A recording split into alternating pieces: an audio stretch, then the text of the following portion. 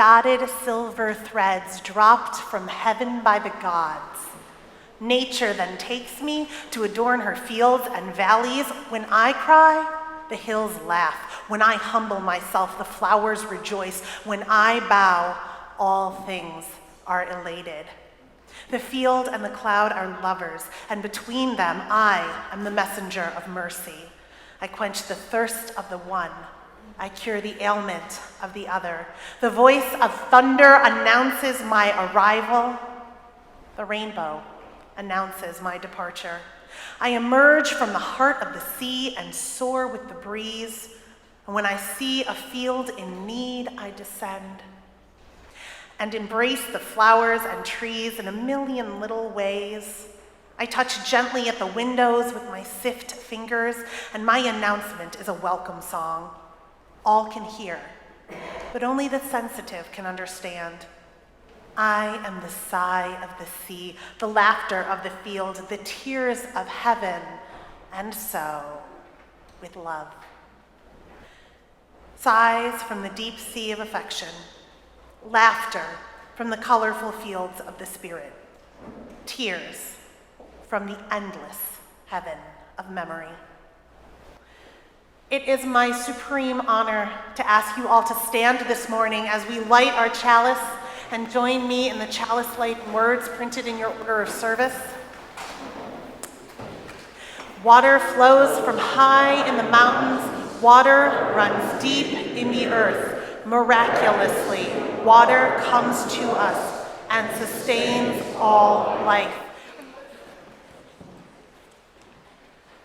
We continue with this meditative poem from the late Irish poet John O'Donoghue, taken from a book entitled The Four Elements. Let us bless the grace of water, the imagination of the primeval ocean where the first forms of life stirred and emerged to dress the vacant earth with warm quilts of color. The well whose liquid root worked through the long night of clay, thrusting ahead of itself openings that would yet yield to its yearning, until at last it arises in the desire of light to discover the pure quiver of itself, flowing crystal clear and free through delighted emptiness. The courage of a river to continue belief in the slow fall of the ground, always falling further toward the unseen ocean. The river does what words would love, keeping its appearance by insisting on disappearance, its only life surrendered to the event of pilgrimage, carrying the origin to the end, seldom pushing and straining, keeping itself to itself everywhere all along its flow, at one with the sinuous mind, an utter rhythm, never awkward, it continues to swirl through all unlikeness with elegance. A ceaseless traverse of presence, soothing on each side the stilled field, sounding out its journey, raising up a buried music where the silence of time becomes almost audible. Tides stirred by the eros of the moon, drawn from that permanent restlessness, perfect waves that languidly rise and pleat in gradual forms of aquamarine to offer every last tear of delight at the altar of stillness inland.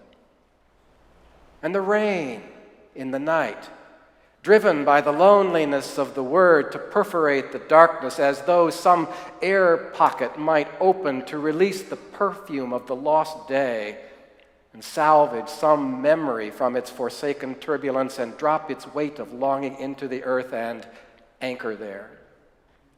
Let us bless the humility of water, always willing to take the shape of whatever otherness holds it. The buoyancy of water, stronger than the deadening downward drag of gravity. The innocence of water, flowing forth without thought of what awaits it. The refreshment of water, dissolving the crystals of thirst. Water, voice of grief, cry of love, of the flowing tear. Water, vehicle and idiom of all the inward voyaging that keeps us alive. Blessed be water, our first mother. If you have brought water with you today, you will be invited momentarily to bring it to the front. If you have not done so, we still invite you to participate in our communion, first by perhaps bringing forth the virtual water that you may have forgotten, adding it to one of the two containers, and then also sharing in our communion by taking a small portion of the mingled waters with you at the end of the service, and we have empty containers for you to do so. And so I ask that you come forward with your water in 5 stages. First, I will ask for water from the west, and then water from the south, and then from the east, and then from the north. And then finally, I will ask for waters that have been brought here from some location in or in the waters adjacent to our home state of Wisconsin. These are waters from the center. And as you come forward, please place your water in one of the 2 large containers to my left or right, and then in just a couple of words, tell Julie or me the source of that water so that we can then share it with the entire congregation as a whole. And so now we would invite you to begin by bringing waters from the west.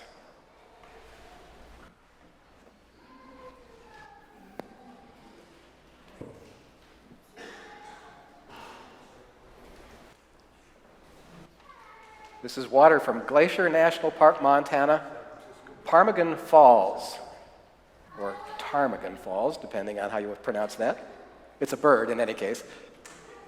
We have virtual water from the San Francisco Bay Area and the Pacific Ocean.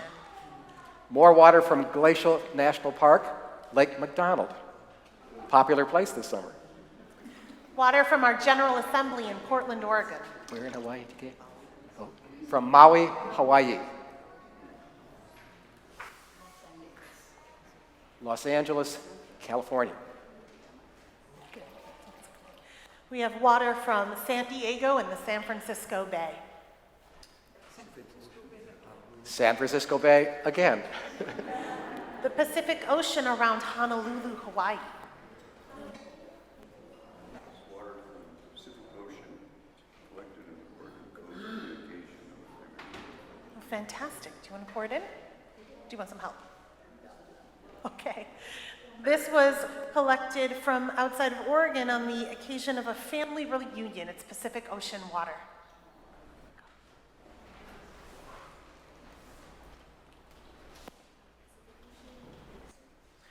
Pacific Ocean near Big Sur.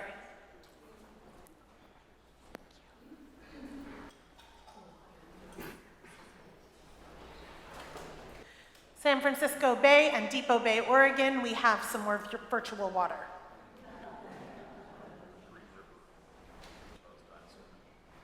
Water from the Green River in Utah's Dinosaur National Monument. And now, waters from the south. While you're coming up, I'll add my own water from Perrysville, Ohio, and the UU Young Adult National Retreat, Spiritual Retreat.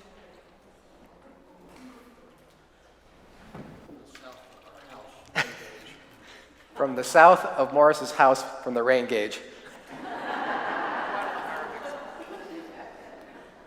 Guadalajara, Mexico.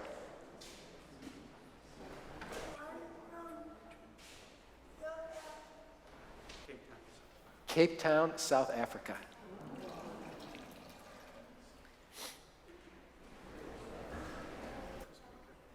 Water from Costa Rica. And water.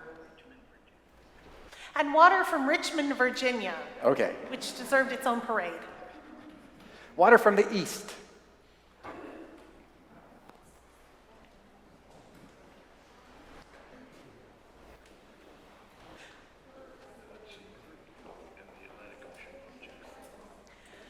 Water from the Hudson River and the Atlantic Ocean off Jacksonville. From the Seine River in Paris. Carnegie Hall, New York City. From Longniddry, from Scotland outside of Edinburgh. And Antwerp in Belgium. Oh, from Bahaba, Maine. Yeah. Virtual water from Avon by the Sea, New Jersey. Lake Kivu, Rwanda. Water from Mecca.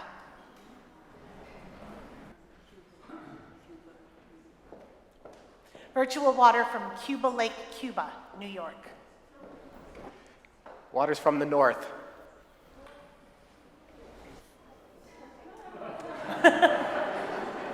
We are pretty far north. Nobody went to Canada this year. Okay. And then waters from the center, which could also be the northern part of Wisconsin. But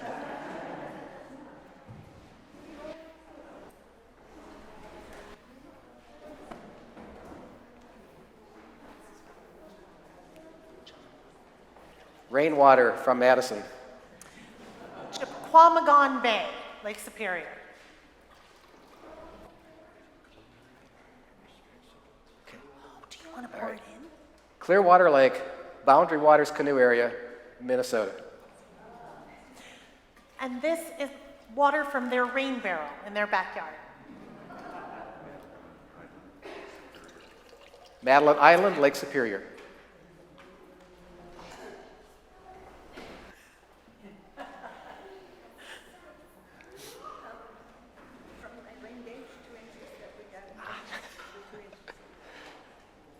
From her rain gauge, thankful for the 2 inches of rain that she has received. This is from her first grown-up apartment here in Madison.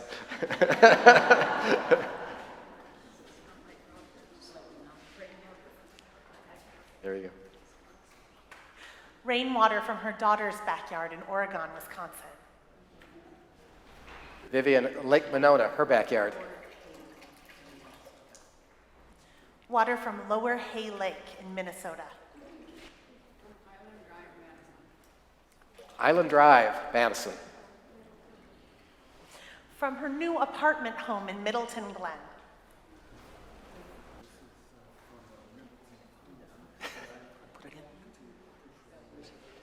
Lake Michigan. From Middleton Pond, his daily walking spot. From Lake Michigan. From the Monona City Pool, and she's grateful for it.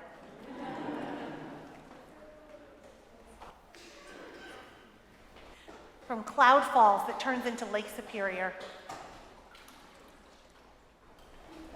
We have water from last year's water communion. It's from his wife and his first apartment in Madison.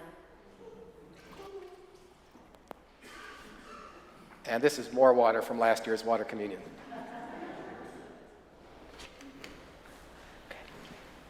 We bring our waters which have touched the west, the north, the south, and the east, which come from the sky and from the earth. We bring water that belongs to lakes and streams, reservoirs of fresh water that quench our thirst. We bring water that is part of the great oceans and the seas that circle the globe, teeming with life, the source of all life. We bring water to this place of meeting and sharing. In this container, there is new water, formed in the atmosphere daily. There is old water from the deep of the earth, deposited by the rains of 10 million years ago. This is the stream of life from which all water flows. All people are connected by this stream, for it runs through our veins and courses through the stems of the leaves and the plants. It is the symbol of the reality of the oneness that unites humankind and all life. May our separate waters join in one sacred stream as we add our lives to the stream of living souls who live out the work of love and justice and hunger for peace.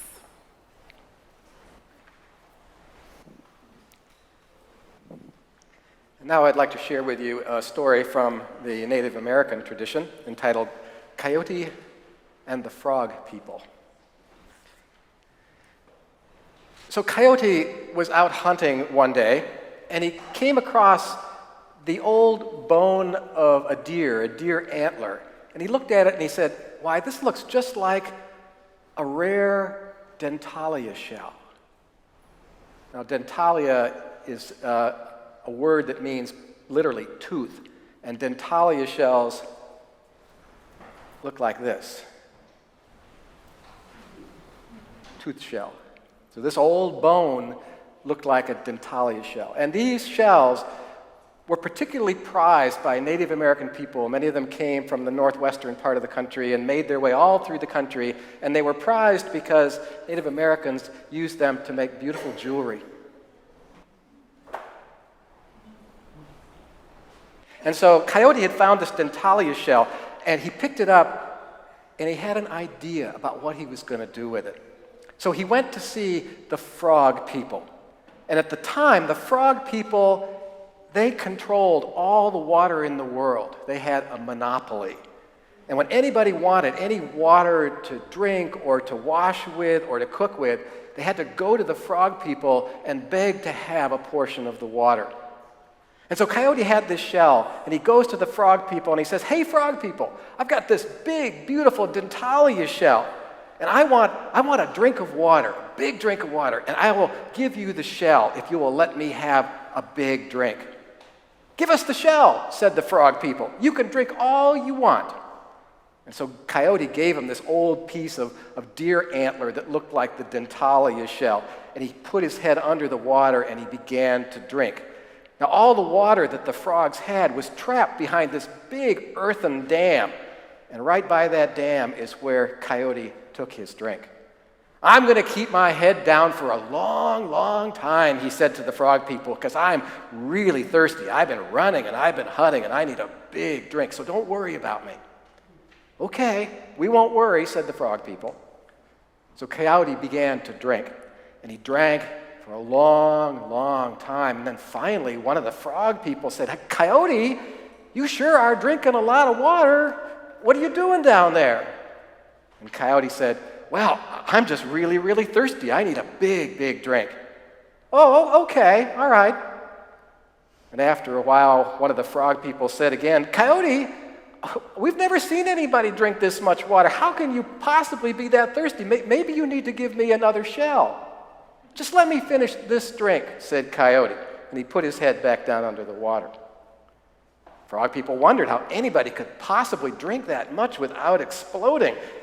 they didn't like what they were seeing, and they were beginning to get a little suspicious because, Coyote could be something of a trickster.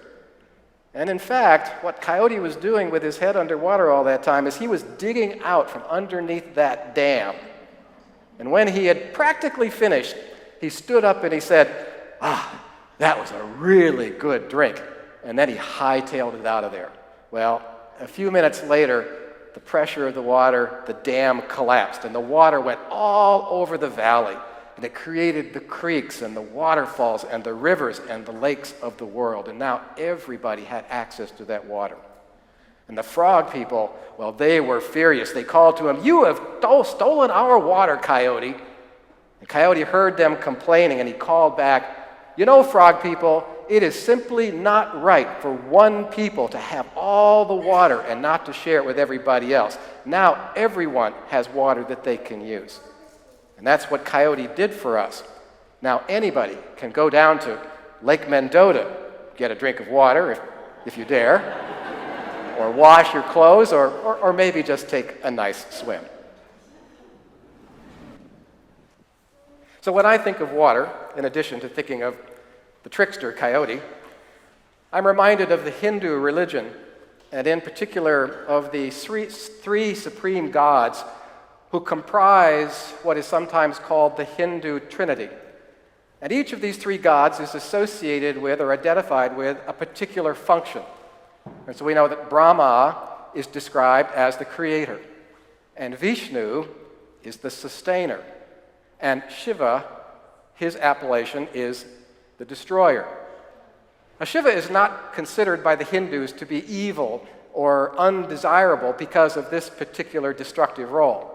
Because these three processes, creation, sustaining, destruction, these naturally belong together. They reflect the reality that we know, for our cosmos is constantly changing, going out of and coming into being.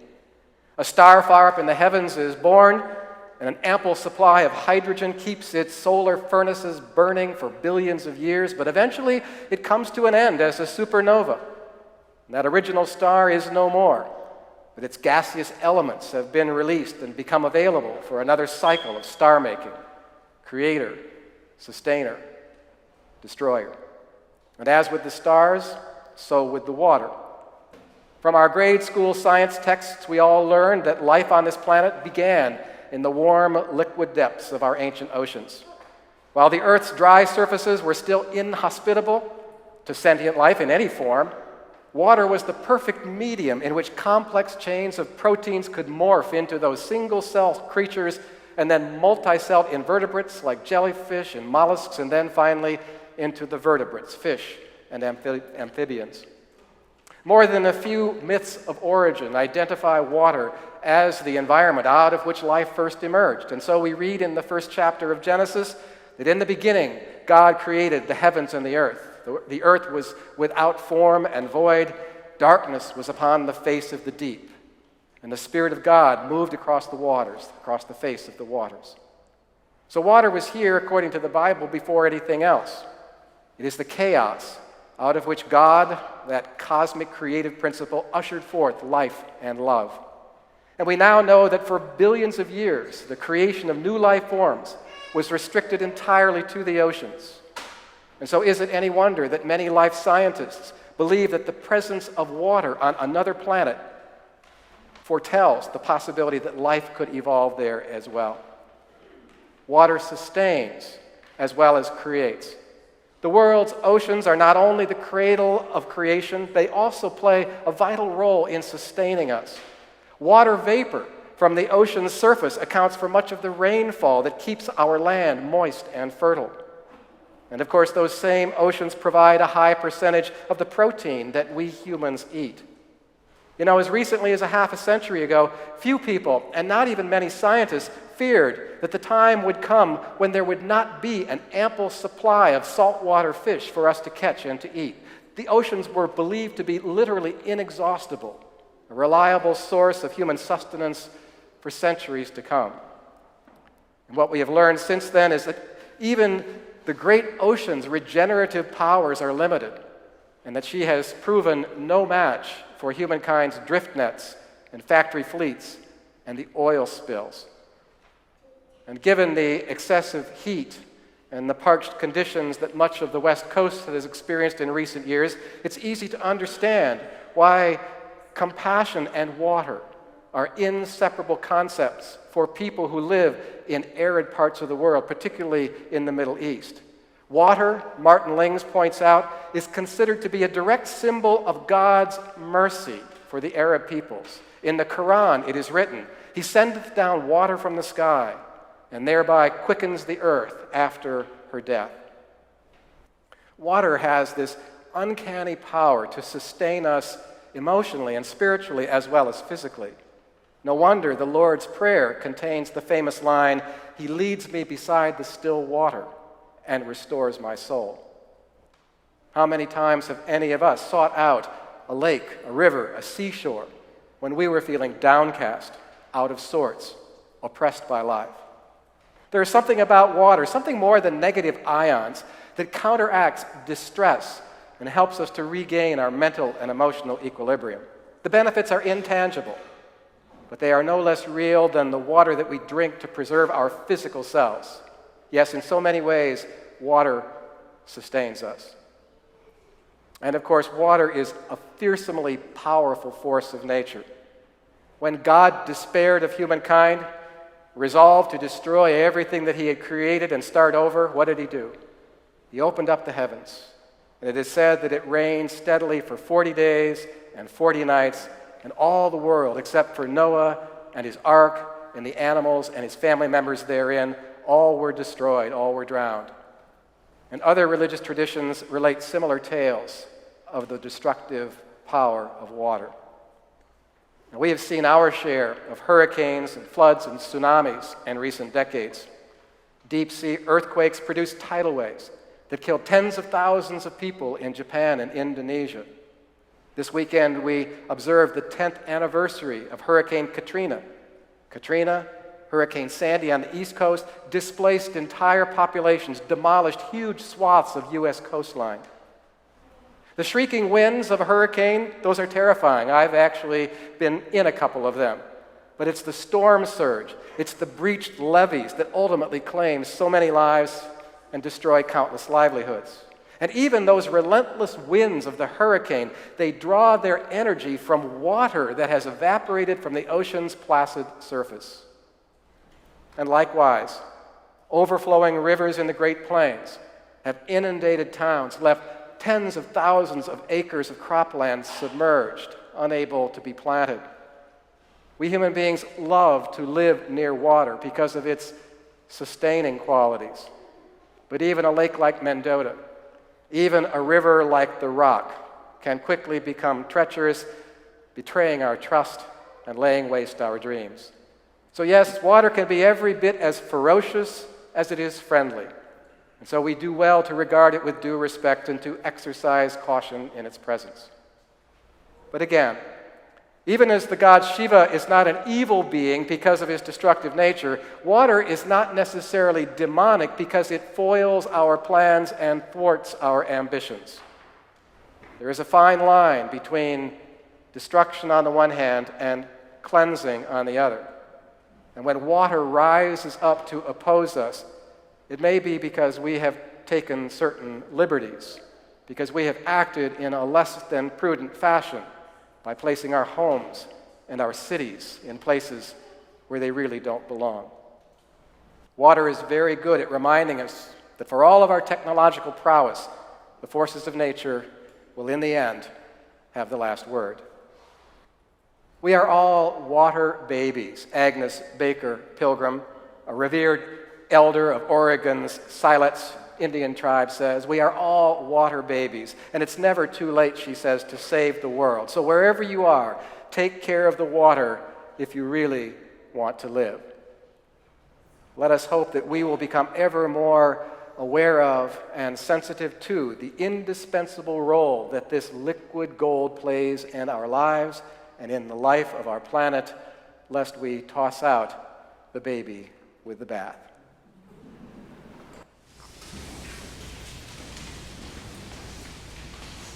Thank you.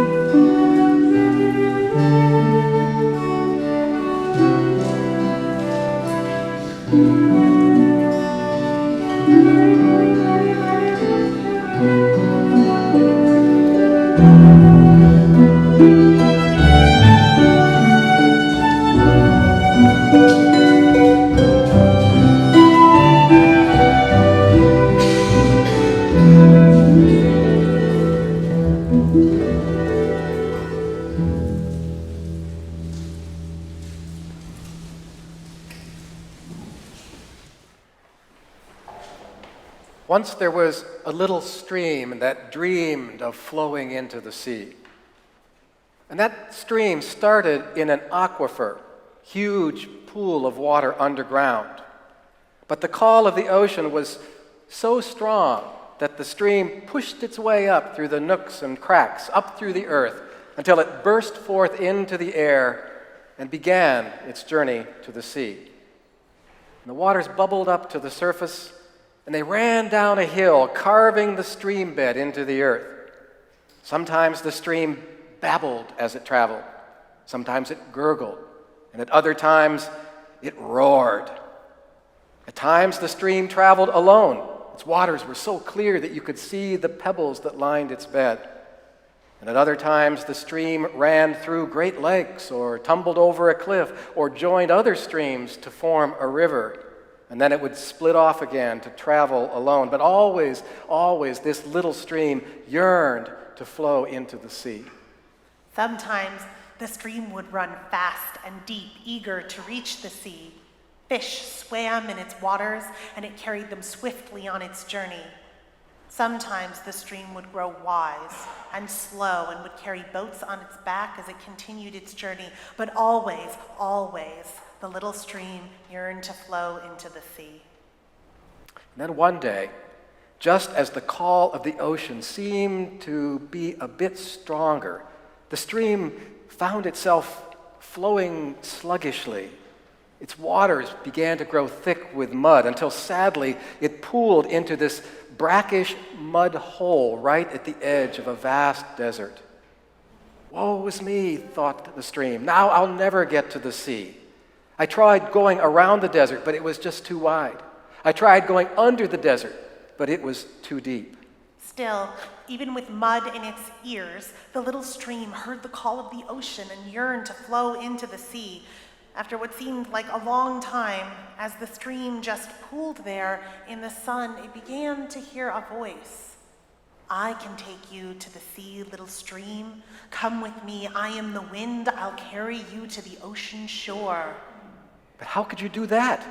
You're only made of air. I can carry you on a breeze, but you must be very brave, for you must let go of yourself and change.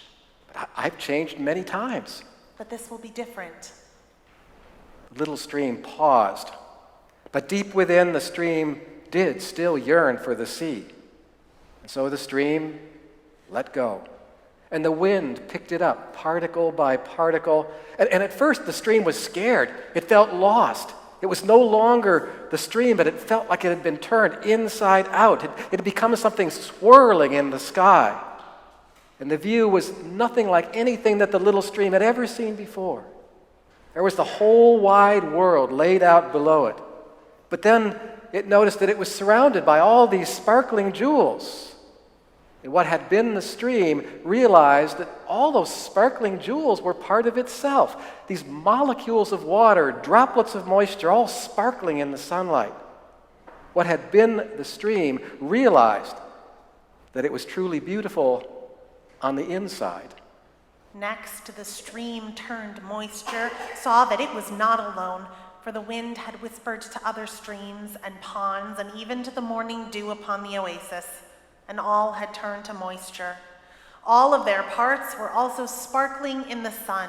Together, they were even more beautiful, for the sunlight had changed them into all of the colors of the rainbow. And then the little stream turned rainbow, felt itself falling, falling, and falling. All the other droplets surrounding it were falling too, until plop, plop, plop, all the droplets ran together into this mighty river that rushed down a mountainside, across a coastal plain, and then into the sea, where the waves pushed it back and pulled it forward, and the current pulled it far out into the pulsing depths. And now the little stream was content. But every now and then, the wind would once again breeze by, whispering into the currents of the sea. Come with me, come with me. And then the moisture rises up with the wind and is carried away to start all over again. So the first thing that I want to express in my official role as intern minister is the deep sense of gratitude that I have for you all for being able to spend this next church year with you. And here in Madison, you folks probably know this, but Madison is really beautiful. It is, it's really beautiful. We have had so many sources of water brought here today, but I can't imagine many of them hold more beauty than the sources of water that hold this city. Whenever I go to a new place, I like to introduce myself to the water. Water is the third most stable element. It's not so permanent as the earth. It's not as transient as the air or transmutive as fire.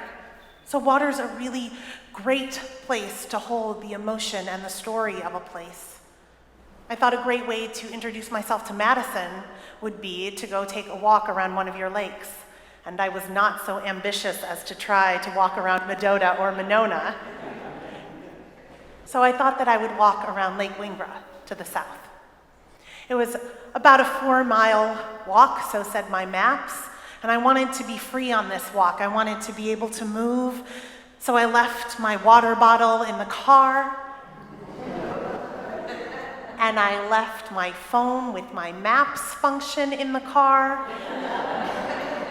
thinking, you keep the lake to your right, how hard can this be?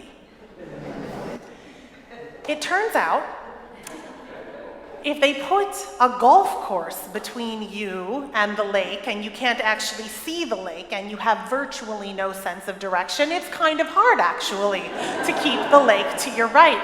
So my 4-mile walk around Lake Wingra turned into a 10-mile jaunt into southern Madison.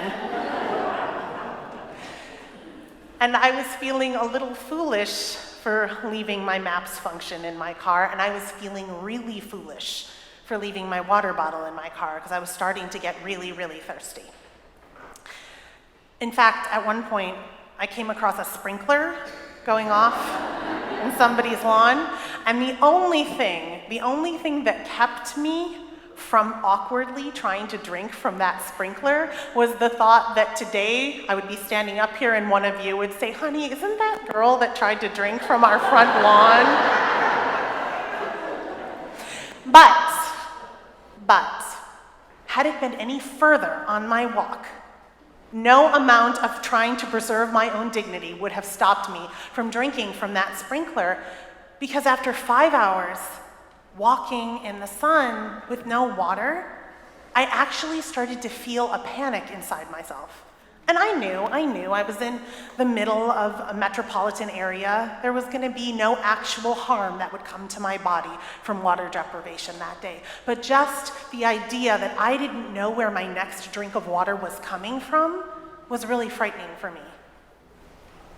There are people in this country, in the richest nation in the world, in the nation with more resources than any other nation that live that way, that never have consistent access to a clean source of water.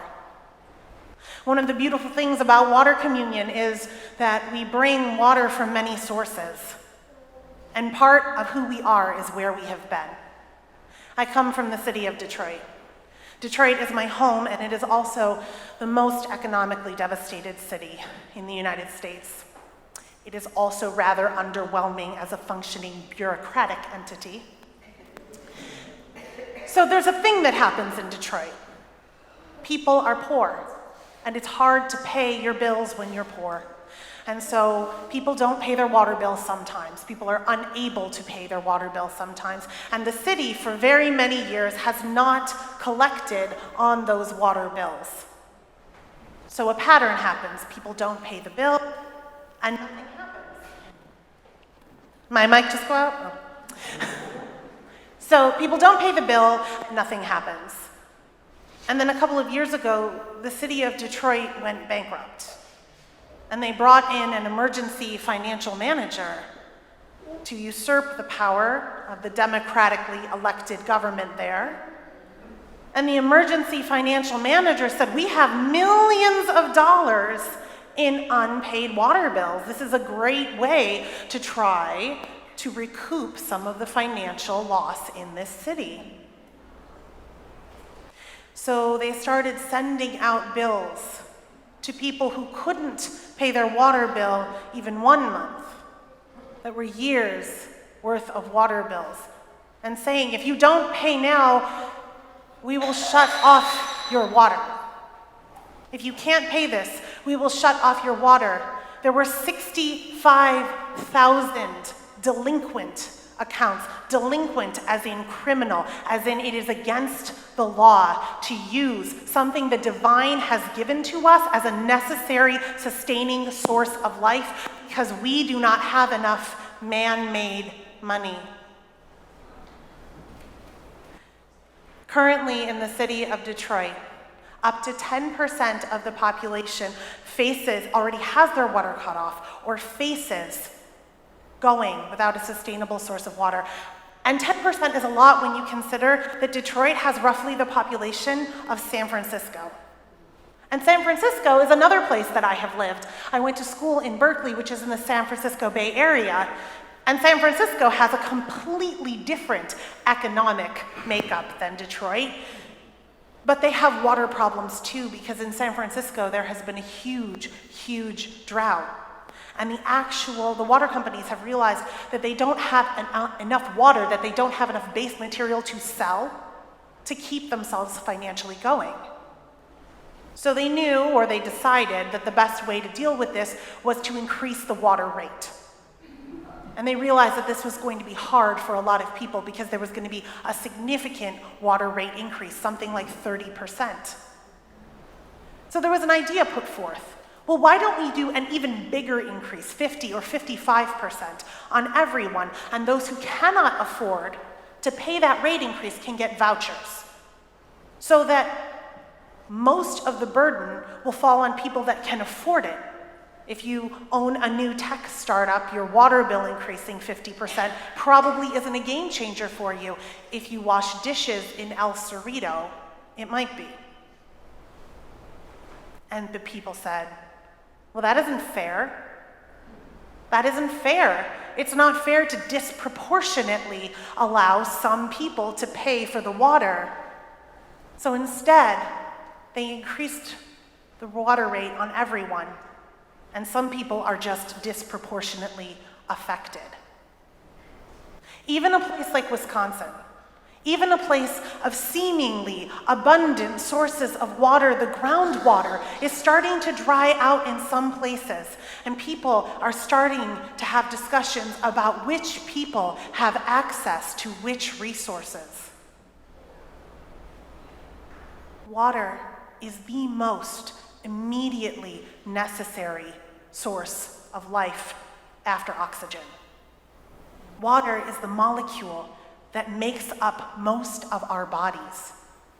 For centuries, Unitarian Universalists have stood and proclaimed that we will, that humankind cannot regulate God.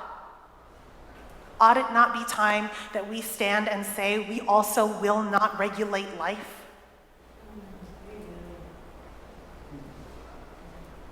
We are in a place of great abundance.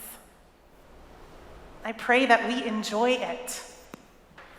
I want us to drink deeply and to swim freely and to paddle and soak and wash. And as we do so, let us also hold the complicated truth that water is a human right that not all humans have access to.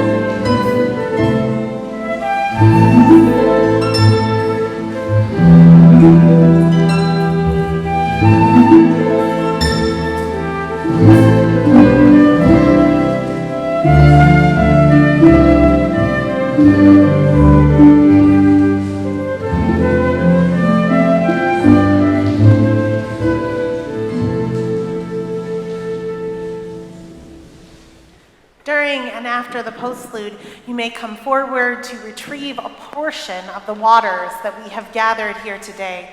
We have a number of empty containers for those who didn't bring water with them this morning but would like to share in our communion. And due to the many sources from which this water has come, some is possibly contaminated, so we ask that you boil it before using it to nourish your favorite plant or tree or sprinkling it in your garden. Perform this ritual mindfully, remembering the symbolism and significance of this simple, life-sustaining resource. And so our closing hymn is Somos el Barco, and the words to the refrain are in your program. We'll sing through the refrain first, and I'll sing the verses, and I just invite you to join me on the refrain. This should be familiar to some of you, and if it's not, you'll pick it up rather quickly.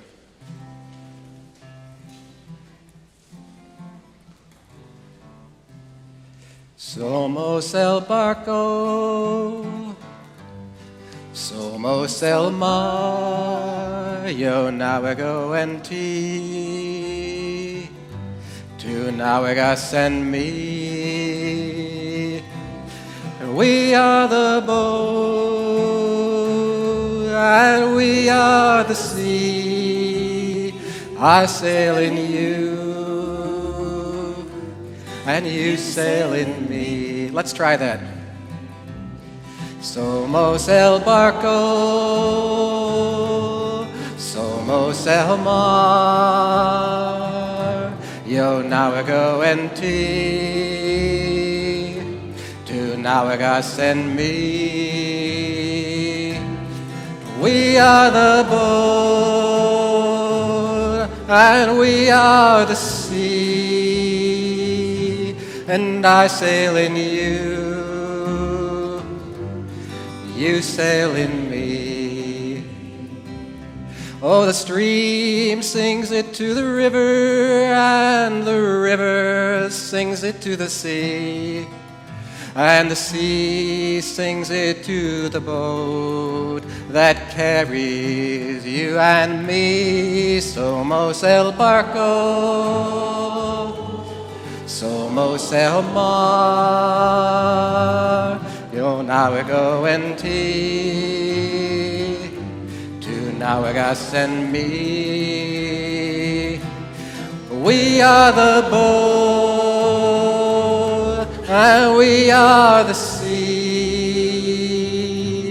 I sail in you, you sail in me. Now the boat we are sailing in was built by many hands, and the sea we are sailing on, it touches every sand. Somos el barco, somos el mar, yo navego en ti, tú navegas en mí. We are the boat, and we are the sea. I sail in you, you sail in me.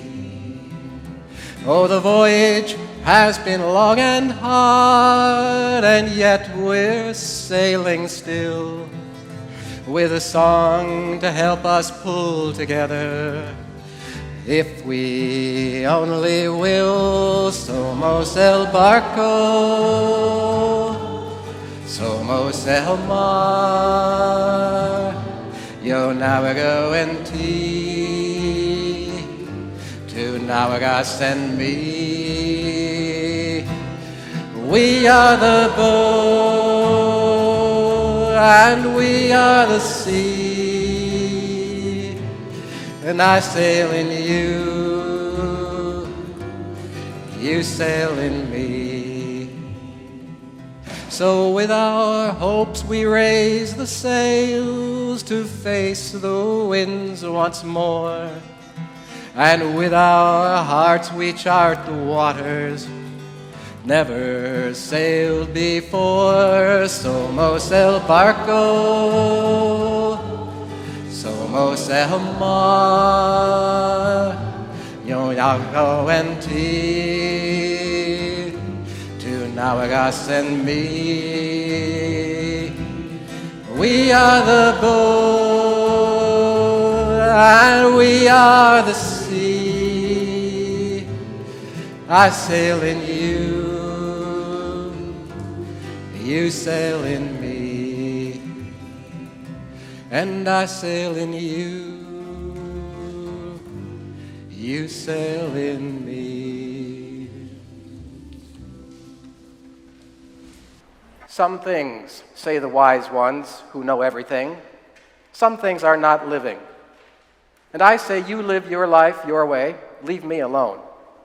I've talked to the faint clouds in the sky when they are afraid of being left behind, and I say, hurry, hurry. And they say, thank you, we are hurrying. Now about cows and starfish and roses, there is no argument. They all die after all. But water is the question. So many living things in it. But what is it? Living or not? Oh, gleaming generosity, how can they write you out? Blessed be, and amen.